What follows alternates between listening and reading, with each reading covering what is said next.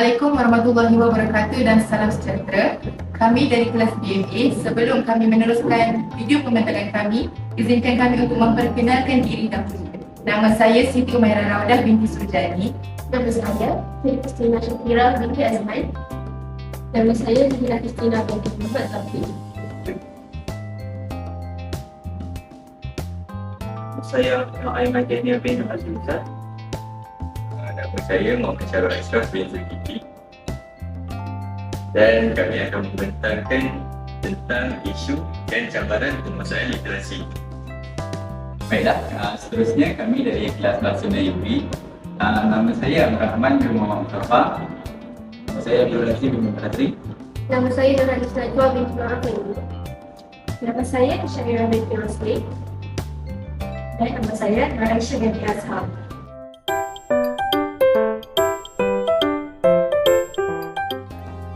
Jadi sebelum kita mulakan pembelajaran kita pada hari ini, saya nak tanya korang semua, korang tahu tak tajuk apa yang akan kita belajar pada hari ini? Tak tahu? Jadi sebabkan tak tahu, saya nak panggil seorang.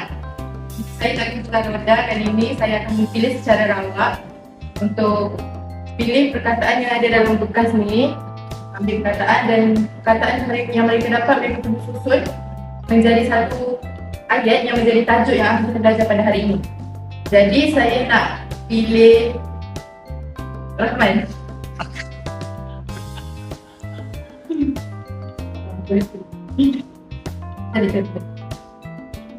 Syahri.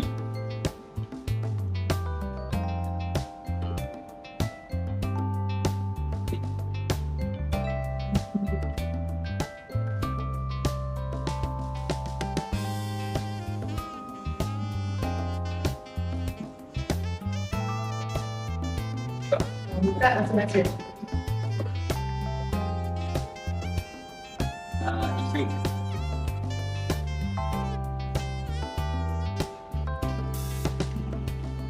Penguasaan. Ya, betul.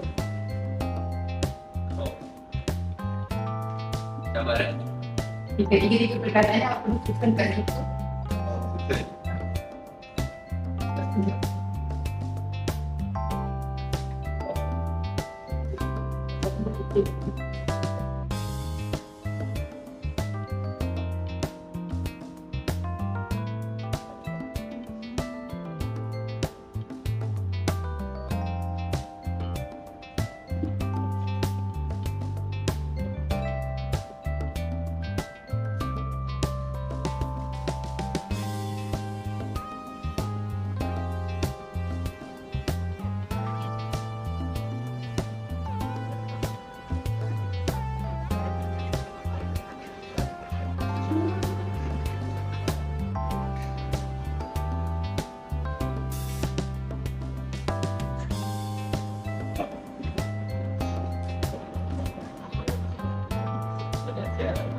Jadi apa tajuk yang kita akan belajar pada hari ini? Tajuk kita hari ini isu dan cabaran dalam penguasaan literasi. Betul. Jadi tanpa melengahkan masa, saya akan serahkan kepada rakan saya untuk meneruskan tentang isu dan cabaran dalam penguasaan literasi dengan lebih mendalam.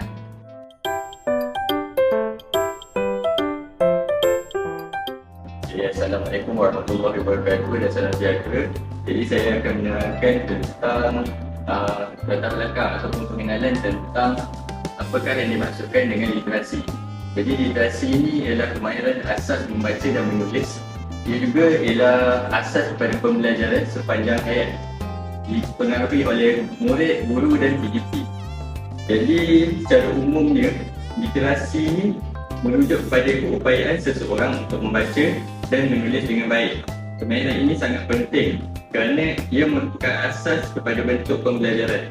Tanpa penguasaan literasi yang cukup, murid akan menghadapi kesukaran untuk memahami kandungan dalam pelajaran subjek. Kita akan masuk kepada isu dan cabaran yang pertama, iaitu isu literasi membaca.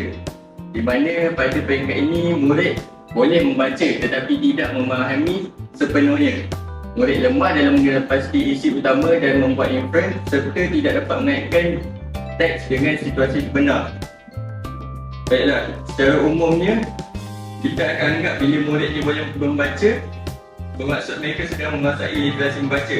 Tapi hakikatnya benda tu salah. Anggapan mereka salah. Cabaran sebenar yang berlaku dalam bilik darjah pada hari ini ialah murid membaca tetapi tidak memahami apa yang dibaca. Jadi saya nak tanya, apa maksud ayat tersebut? Murid boleh membaca tetapi tidak memahami apa yang dibaca. Tidak faham maksud perkataan itu di sana. Dia cuma baca dari ayat perkataan. Betul. Betul.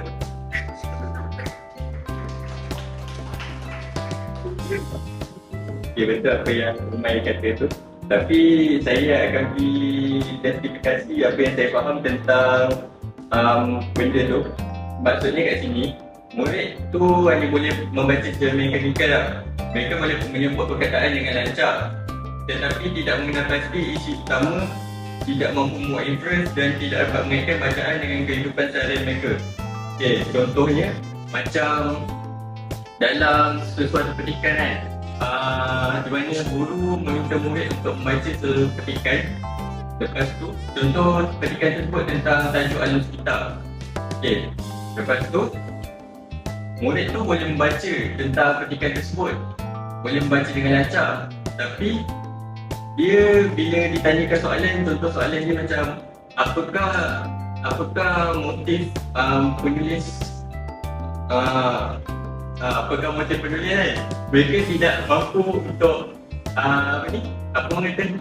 mereka tidak mampu untuk menjawab soalan itu dengan tepat. Okay. Hal ini menunjukkan bahawa tahap penguasaan literasi mereka masih di tahap yang rendah, walaupun mereka boleh membaca dengan baik. Mereka cuma menguasai asas saja. Jadi cabaran ini sebenarnya memberi kesan besar, kerana kemahiran membaca yang lemah akan menjejaskan prestasi seseorang itu dalam pelajaran. Okay, saya boleh bagi contoh dalam ni kan, kalau sekolah rendah kan mesti ada apa orang panggil, ada peperiksaan macam pertengahan tahun, akhir tahun semua kan. Okay, contoh dalam subjek mata pelajaran bahasa Melayu, mereka akan ada satu bahagian tu mereka akan diminta untuk menjawab soalan berdasarkan petikan kan. Jadi kat situ mesti murid tu kena membaca petikan tu dulu sebelum jawab soalan kan.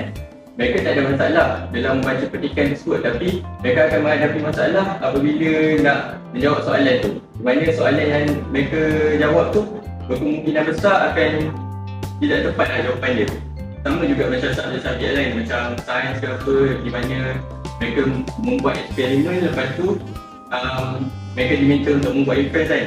Tapi mereka tidak boleh membuat inference berdasarkan eksperimen yang mereka buat lah. Lebih kurang macam tu lah. Okay, hal ini akan menjelaskan, sekaligus akan menjelaskan meningkatkan mereka punya kemahiran berfikir aras tinggi lah. Okay, saya rasa itu saja daripada saya. Saya serahkan kepada komentar yang seterusnya.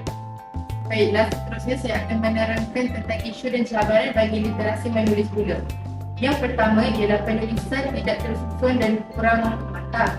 Perkara ini selalu berlaku kerana terdapat kesalahan susunan ayat ataupun idea yang tak teratur dalam ayat penulisan mereka, dan ini akan menunjukkan penulisan mereka adalah penulisan yang kurang matang.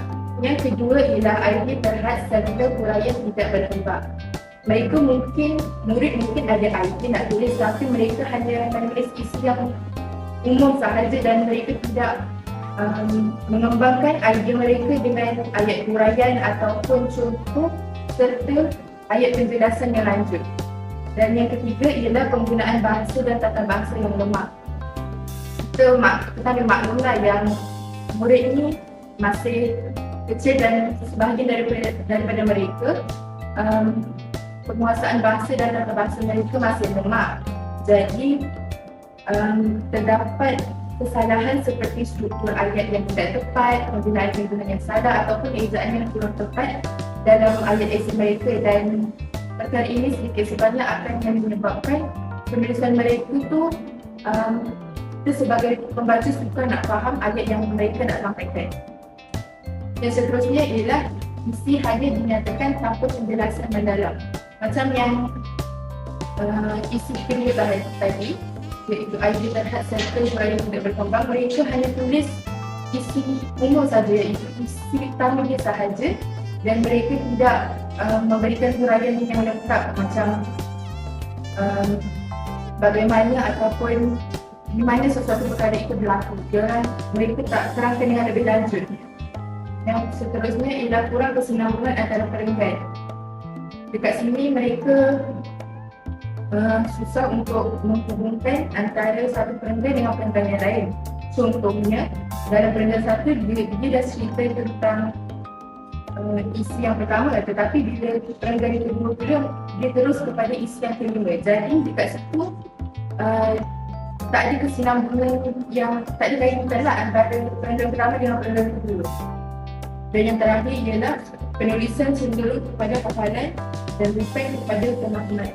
Kat sini susah sikit lah, sebab jika murid hanya menghafal apa contoh esei atau penulisan yang mereka buat sebelum ni, dan bila dalam exam mereka diberikan soalan yang lain, mereka susah untuk hasilkan penulisan yang baik.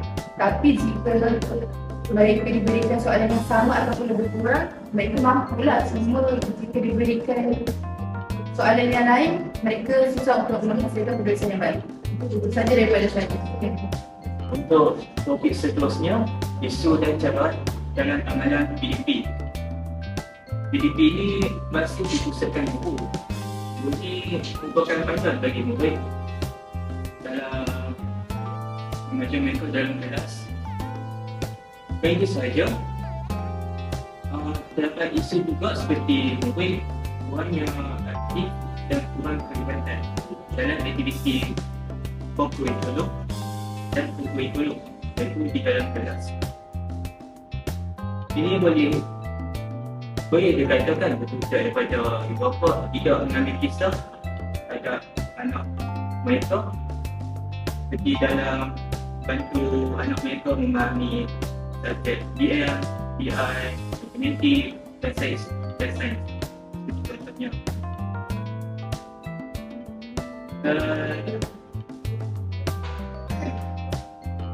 Untuk murid juga ini tidak aktif dalam melakukan aktiviti yang diberikan oleh guru seperti kerja sekolah dan lain-lain.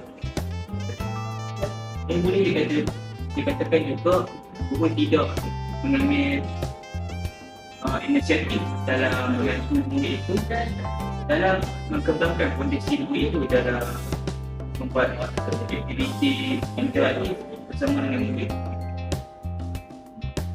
Dan untuk menyelesaikan isu ini, guru perlu fokus kepada soalan dan attitude kepada murid. Yang kedua,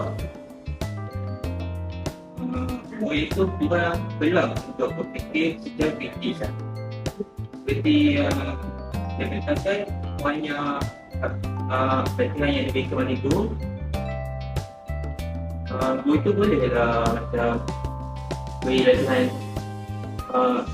soalan hebat dan kemahiran berfikir sendiri hebat kepada murid. Dan seterusnya, interaksi dan perbincangan dalam kelas juga tekan. Itu dia tidak macam buatkan aktiviti yang di puzzle,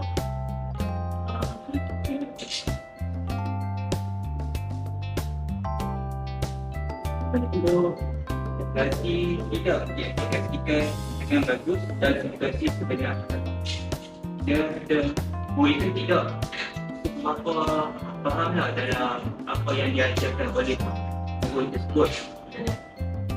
Artinya, guru itu tidak aplikasikan dalam kehidupan seharian. Dapat juga contoh seperti guru itu selalu mendalami dalam sosial media dalam penggunaan bahasa bahat seperti ayat yang saya bila space semua ada literasi. Kita saja saja.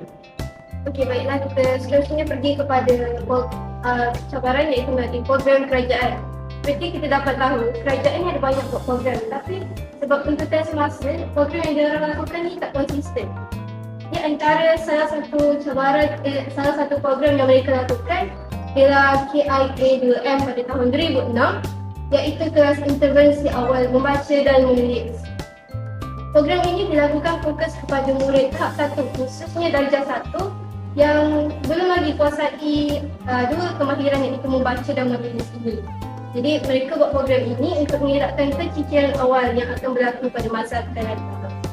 Kedua, kita boleh lihat program Linus pada tahun 2010 iaitu literasi, numerasi dan sains. Macam tadi, ia sasar kepada murid yang lemah 2M, kalau sekarang Linus dia akan sasar kepada murid yang lemah 3M, iaitu membaca, menulis dan termasukkan sekali mengira.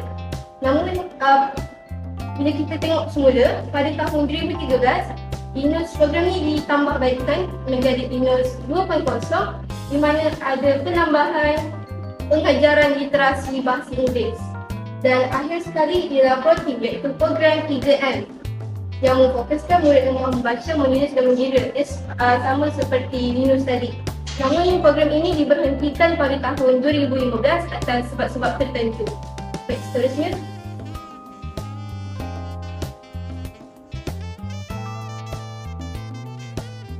Jadi cabaran Kementerian Pendidikan Malaysia dalam melaksanakan program ini. Yang pertama, sukar seragamkan program di seluruh negara.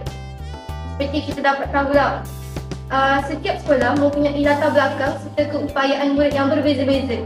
Mungkin sekolah di bandar dia lebih akses untuk teknologi dia lebih daripada sekolah di luar bandar. Kedua ialah perlu selaras modul, instrumen dan bahan. Di sini, kalau kita tak selaraskan, guru akan menggunakan pendekatan yang berbeza-beza. Jadi, objektif program tu tak semestinya sampai kepada murid-murid tersebut. Ketiga ialah kos tinggi untuk latihan dan penyebaran maklumat. Setiap program memerlukan kos yang tinggi. Sebab apa? Sebab kita nak melatih guru tu untuk menyampaikan objektif yang macam saya cakap tadi. Kita nak melatih guru tu menyampaikan objektif yang berkualiti, yang sampai kepada murid-murid supaya program itu dapat dilaksanakan secara berkesan.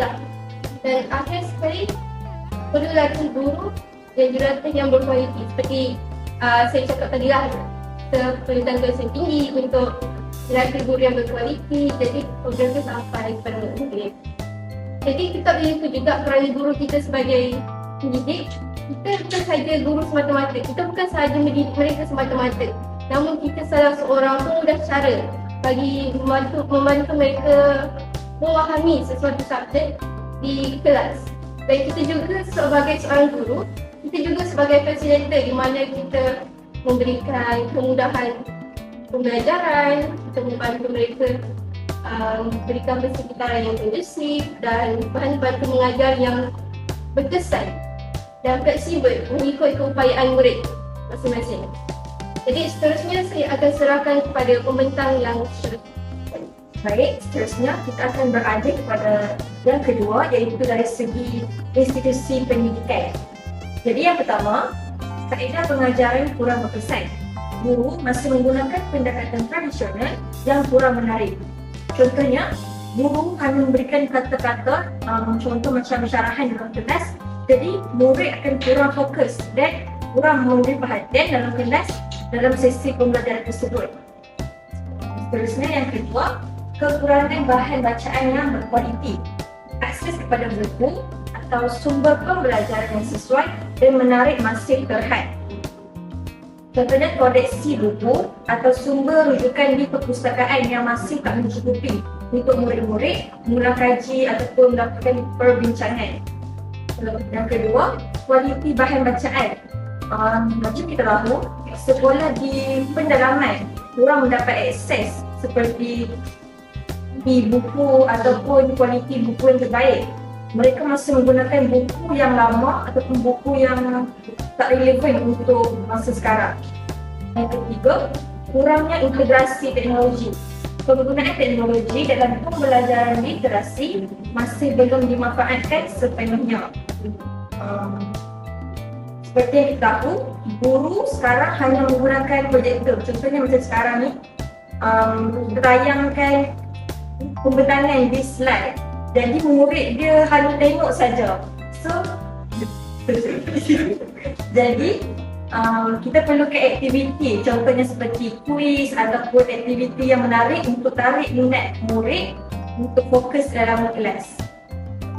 Yang terakhir, sikap pelajar terhadap pembelajaran. Ada pelajar yang kurang motivasi atau minat untuk menguasai kemahiran literasi. Ada pelajar yang tidak bersemangat untuk belajar kerana mereka menganggap pembelajaran itu tak seronok ataupun sukar.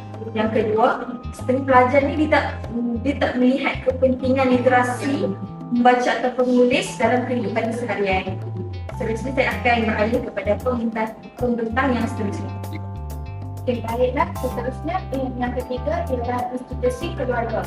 Seperti mana yang kita tahu, keluarga ialah sebagai asas pembelajaran awal kanak-kanak. Seterusnya, ibu bapa juga berperanan sebagai pendidik pertama yang perlu memberi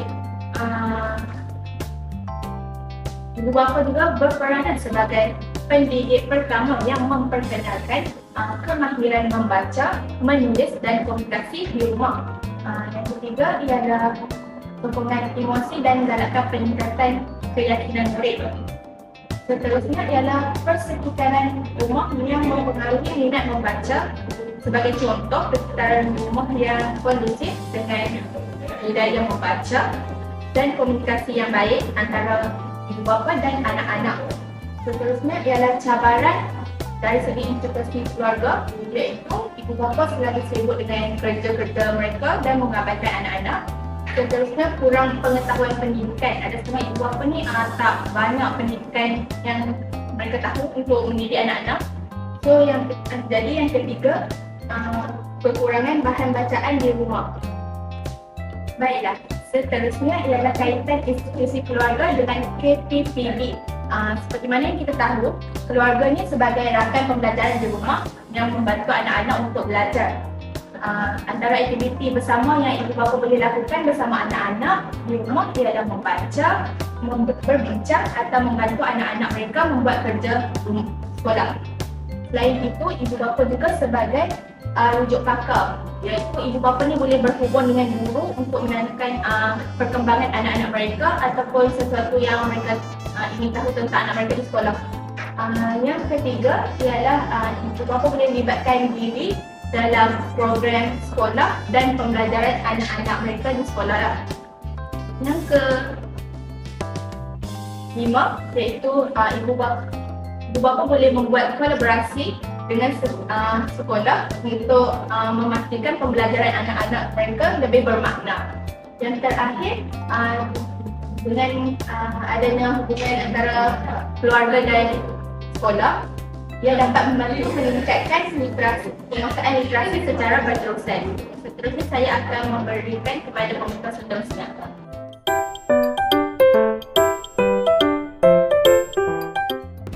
Okey. Baiklah, pada hari ini kami telah menyediakan sebuah BBM yang bertajuk K-History. Kami akan menggunakan MRT untuk memilih seseorang untuk datang ke hadapan dan memilih sebuah game. Di kit ini akan ada soalan dan mereka perlu menjawab soalan tersebut. Nama yang dipilih akan putar roda dulu untuk memilih nombor yang dia akan ambil kat potongan kit tersebut. Jadi boleh mulakan playboard kit.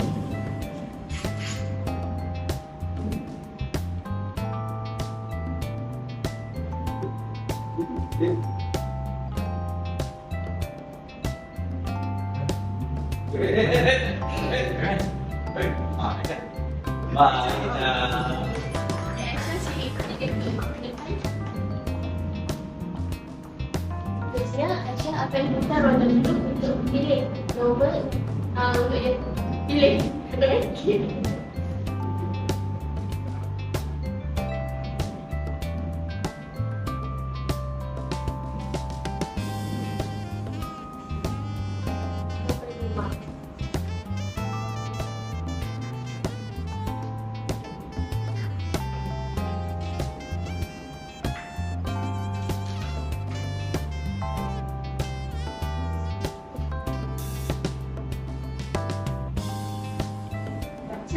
ini sebanyak 2 kali. Saya suka mengemas rumah. Saya suka mengemas rumah.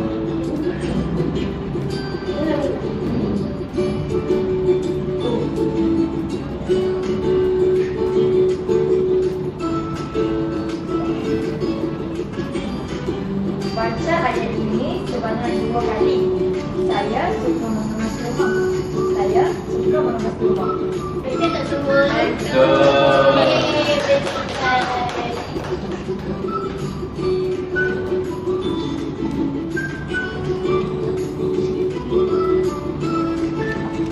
Boleh guna-guna ke?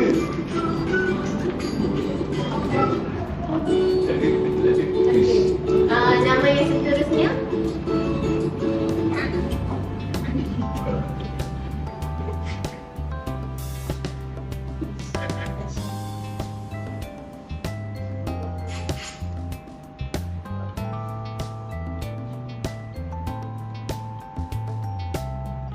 Jauh. Man.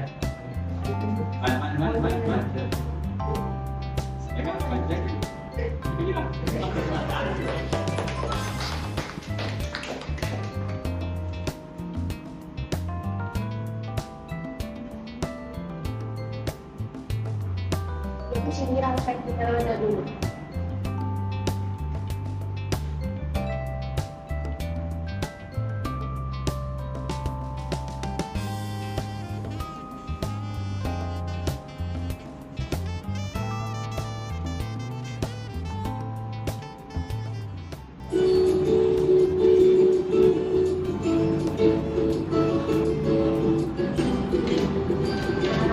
Cari perkataan yang betul menggunakan blok huruf berdasarkan gambar. Dia akan cari perkataan yang betul berdasarkan gambar yang ada di belakang menggunakan blok huruf ini. Jadi boleh kita kamera set. Cek dulu kamera kat sini.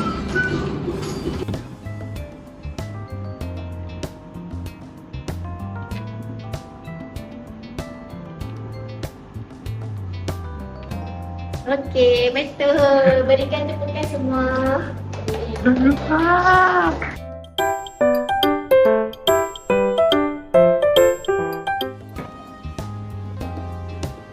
Okay, baiklah, sekarang mari kita bermain aktiviti. Okay, untuk aktiviti ini lebih lama, jangan sebut ni apa. Cara main dia, dua orang akan ke depan. Jadi, Acik akan putar roda apa nama tak? Goreng. Oh, okey. Saya akan tulis nama. Jadi, orang tu nanti seorang akan dapat perkataan dekat sini, seorang pun akan dapat perkataan dekat sini.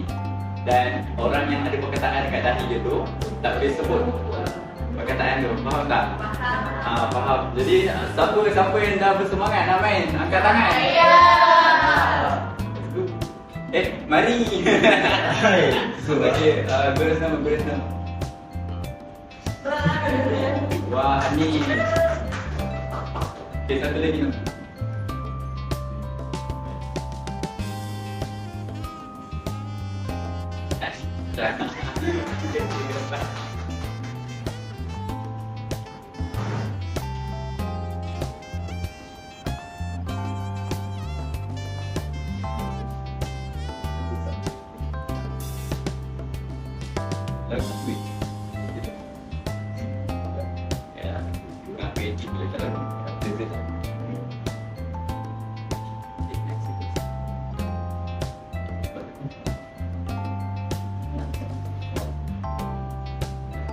Masuk kena tak kat sini.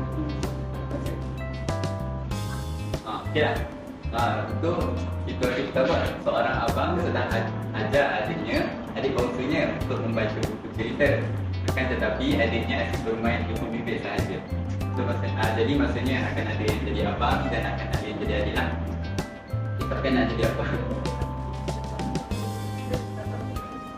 Anak jadi abang dan adik jadi adik.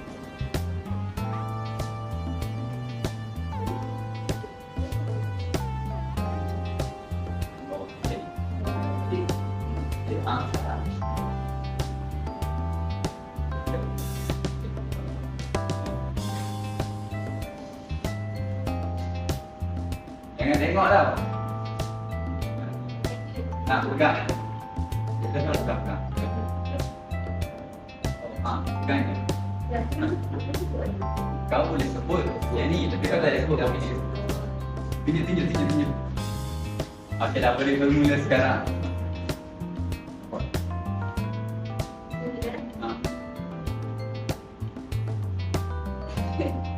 Sekejap.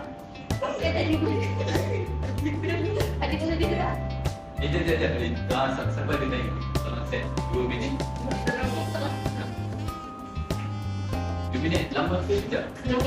Lama eh? Seminit. Kurang dalam 1 minit.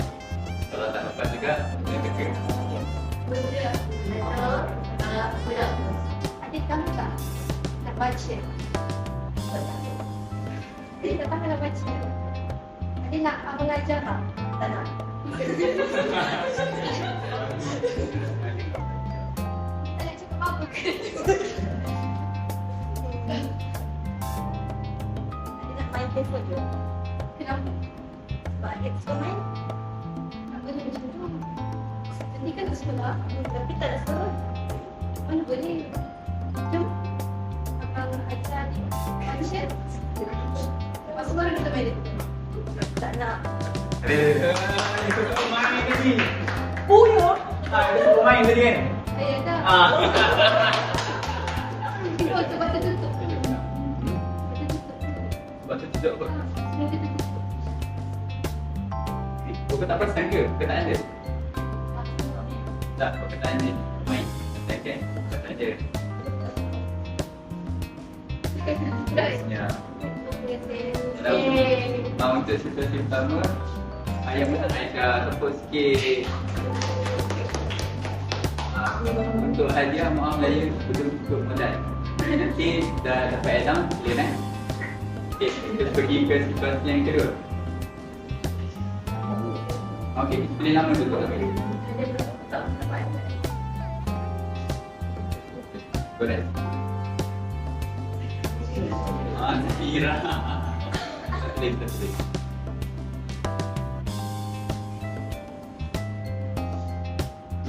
Ya, ini.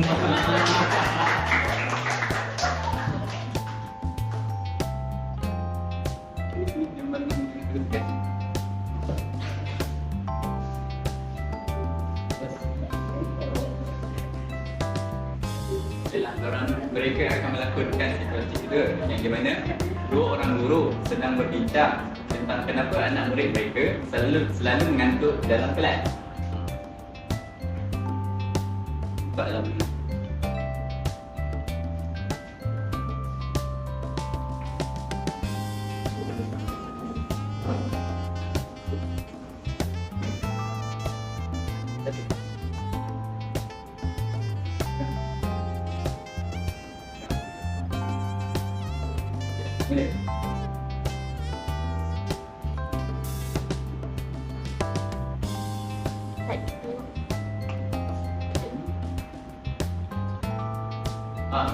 Kejap dulu.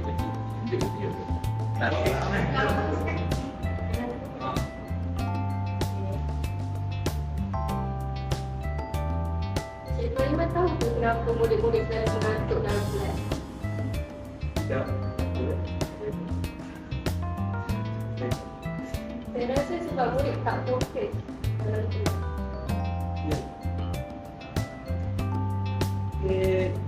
Dia kata sebuah kuasa kan untuk tenaga dari ini. Saya rasa bukan sebab murid tak fokus dalam kelas.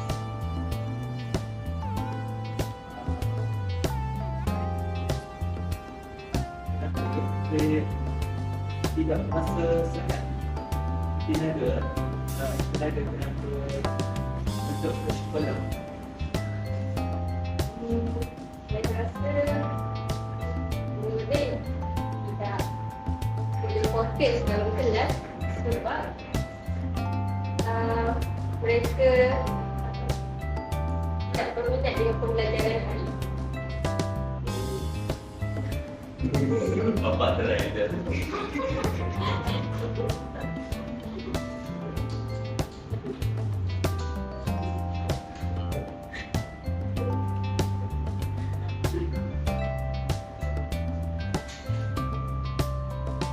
Okey. Masa dah habis. Jangan dengar lagi tengok, jangan tengok. Okey, tak apa. Tutup dulu. Jadi memandangkan yang dua-dua tak menyebut perkataan kat dahi. Jadinya Zahirah kena teka apa perkataan kat dahi dan Aiman tu kena teka. Jadi kalau siapa yang dapat teka tu dia menanglah. Tenaga. Aiman?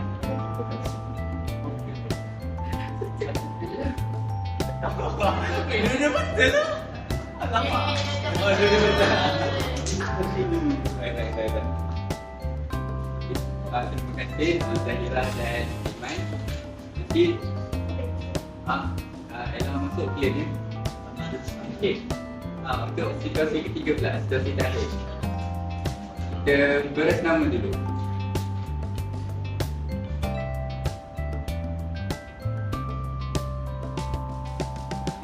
Zahirah. Zahirah.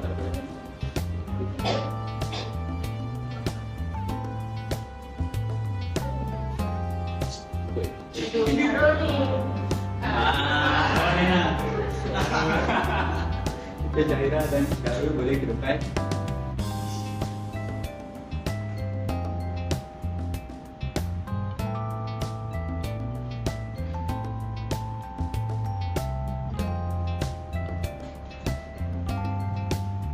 Itu ikut ke tak? Ikut ni.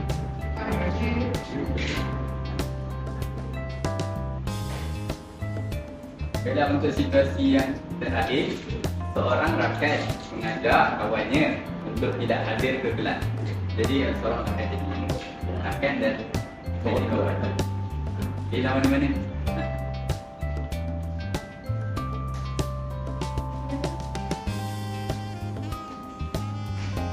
Alas sekali.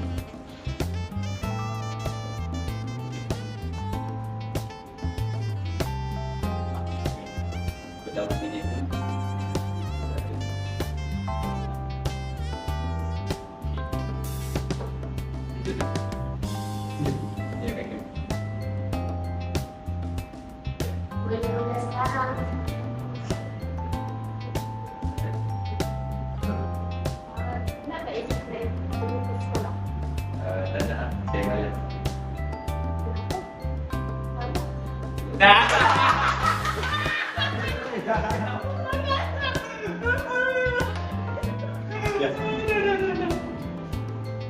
Okeylah, Zahirah dah sebelum makan, jadi Zahirah kalah. Yang menang Darul. Ini.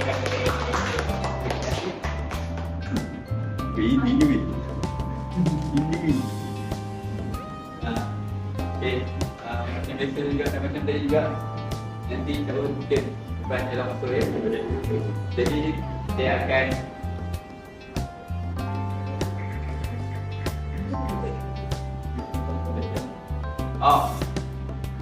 silakan. Jadi saya akan serahkan kepada Amirul untuk menerangkan tanpa ikan. Clear? Tak semua clear. Ya. Apa pasal? Pasal Melayu apa weh? Betul. Tak jawab apa.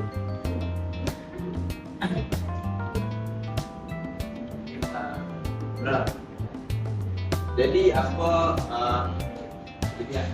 kelebihan apabila kita bermain permainan seronok dan bermain ni, dia mengasah permasalahan kosakata kita.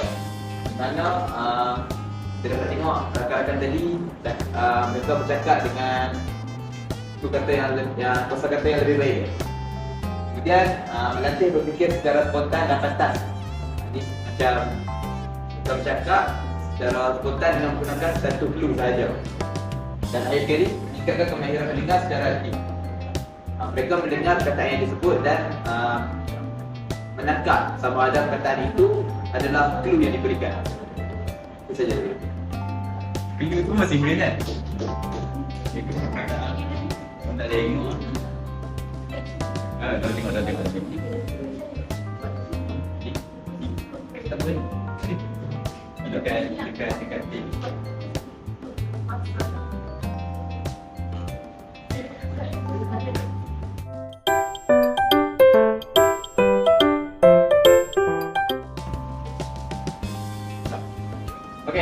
Untuk sesi yang terakhir, biasalah apa-apa kita belajar kat petang, kita akan akhiri dengan quiz. Jadi saya nak minta rakan-rakan semua untuk Ibas.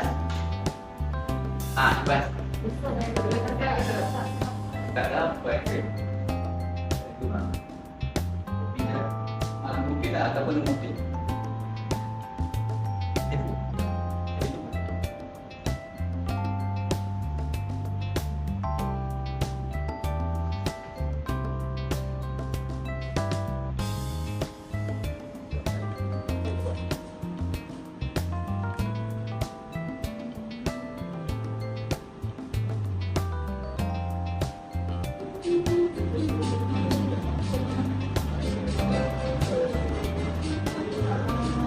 Okay, mariposa dah masuk, Syirah dah masuk, dan masuk dah.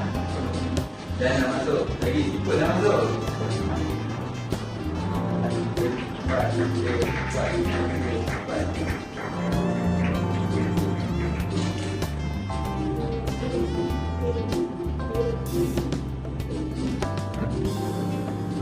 Sini.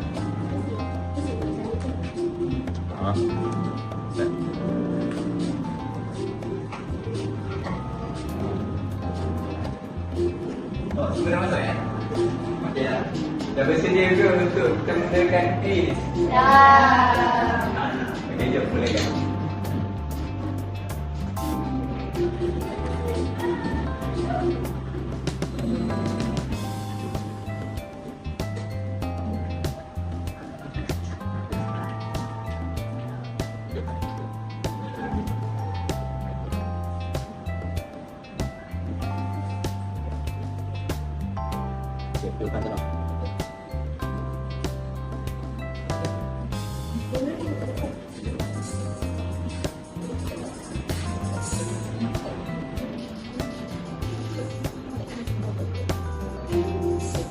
Korang lagi tak jawab?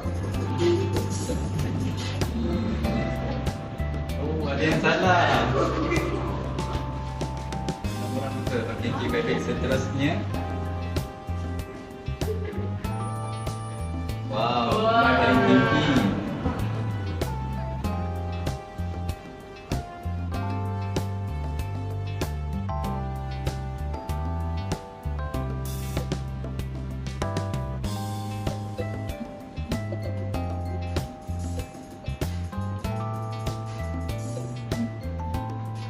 Lagi tak tahu. Oh, ini ada juga. Mak, siapa yang jawab bermain bola sepak tu?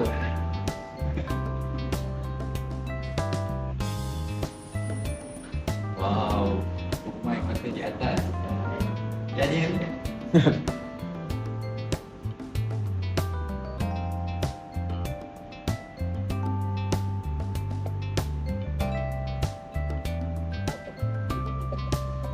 wah, semua betul. Hebat.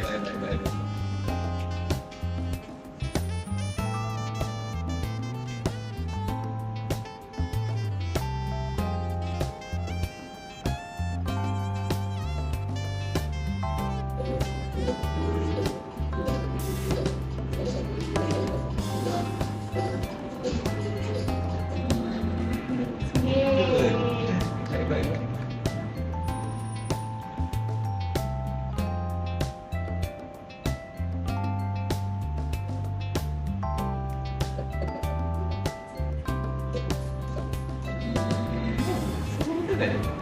Oh, senang sangat ke? Senang sangat. Alamak. Nampaknya Umar masih di atas.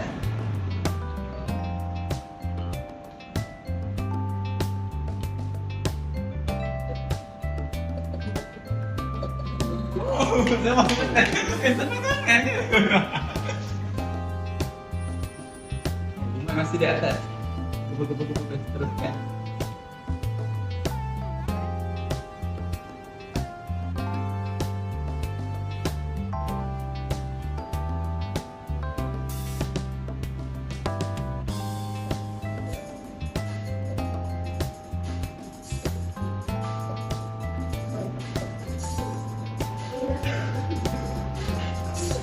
Seorang lagi. Oh, ada ada 5 orang yang betul. 2 orang, 3 orang yang salah.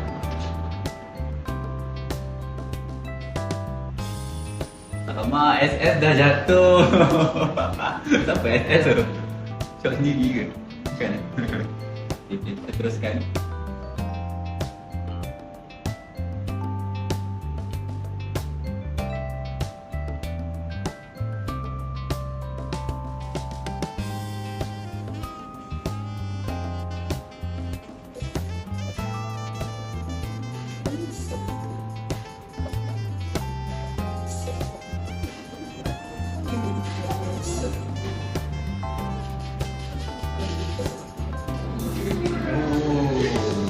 Ada 2 orang yang salah.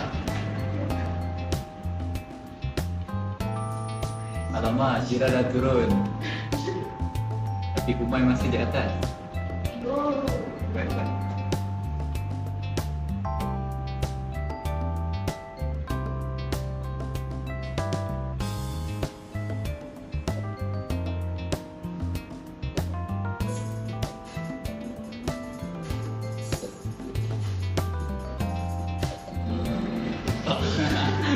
Makin susah ke soalan? Maaflah ya. Dia memang macam tu. Tak boleh senang je. Kena ada susah-susah juga. Oh, tapi Umar masih di atas.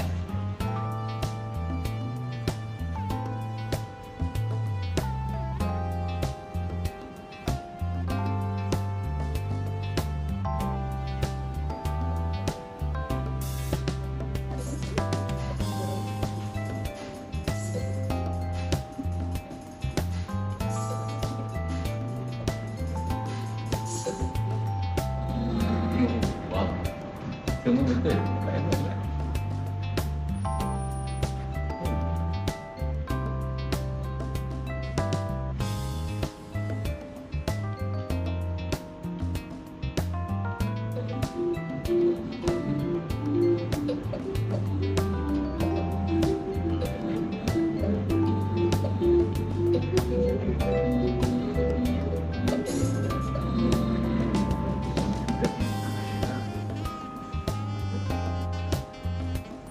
Inilah soalan terakhir.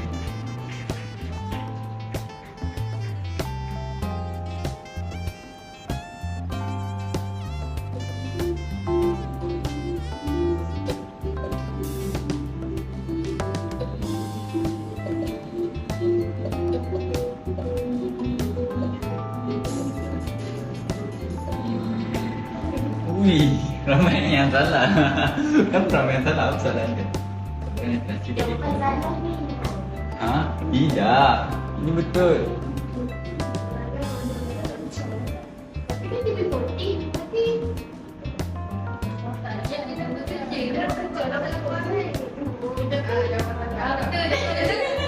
Taklah. Tak. Okey, kita macam ni. Bila B40, diorang lebih memerlukan banyak masa untuk mencari kerja. Jadi betul lah. Sebenarnya B40 kan anak-anak pegawai. Tak juga. Tak semua B40 nak anak dia. Ha, nampak? Ada je tu. Mantap Jaira. Okey, jadi habislah kita punya kuis. Tempat ketiga Syahira. Semua Tempat dapat kedua hadiah. Umay. Alamak, Umay dah jatuh. Siapa tempat pertama? And siapa kan? Wah. Muka.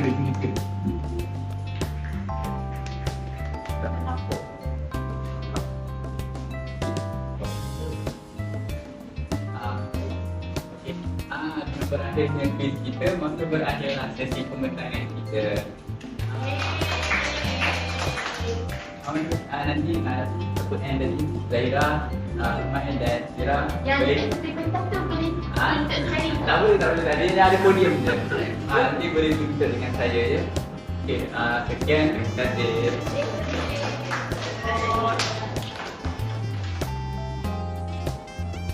Gila habis kan?